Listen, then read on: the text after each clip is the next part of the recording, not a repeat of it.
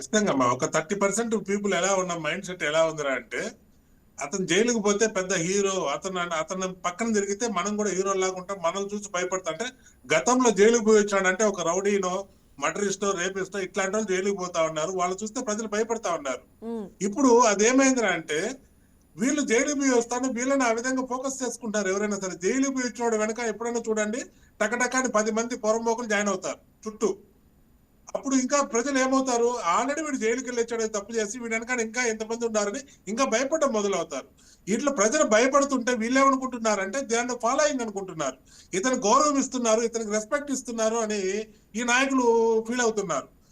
ఈ స్టేషన్కి వెళ్ళి జైలుకి వెళ్ళి ఒకప్పుడు పోలీస్ స్టేషన్ పోవాలంటేనే గతంలో నామోషిగా ఫీల్ అయ్యేవాళ్ళు. ఇప్పుడు జైలుకి వెళ్ళి శిక్ష అనుభవించి వచ్చినా కానీ కాళ్ళని ఎగరేసుకొని మరి నేను నేను పెద్ద నాయకుడిని, నన్ను అన్యాయంగా అరెస్ట్ చేశారని చెప్పి కాళ్ళని ఎగరేసుకొని నేను పెద్ద నాయకుడు అని రోడ్డు మీద తిరుగుతున్నారు. అదే వెనకాల ఈ బేకారుగా తిరిగే బ్యాచ్, గంజాయి బ్యాచ్ ఒక బ్యాచ్ ఉంటుంది రెడీగా. వాళ్ళు ఎప్పుడు వచ్చినా కానీ వాళ్ళు వెనక తిరుగుతూ ఉంటారు. సాయంత్రం అయితే వాళ్ళకి మందుకు, బిర్యానీకి ఇంత డబ్బులని ఇచ్చేస్తారు. ఈ బ్యాచ్లు వేసుకొని తిరగడం, ప్రజలను భయపెడుతున్నాం. అంటే ఎదురుగా వ్యక్తి వస్తున్నాడంటే వీటితో ఎందుకు నన్ను పక్కకి వెళ్ళిపోతే దాన్ని గౌరవంగా పక్కకి తప్పుకున్నాడని అనుకుంటున్నారు ఉన్నటువంటి నాయకులు. ఇది చాలా బాధాకరం.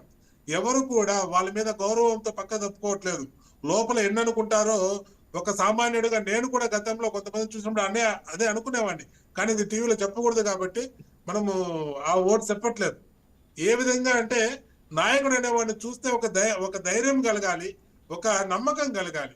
కానీ ఇప్పుడు ఉన్నటువంటి కొంతమందిని చూస్తే భయం కలుగుతోంది, బాధేస్తోందండి. Please subscribe to YK TV Network. Please subscribe to YK TV. Please watch YK News. Don't forget to subscribe YK News channel.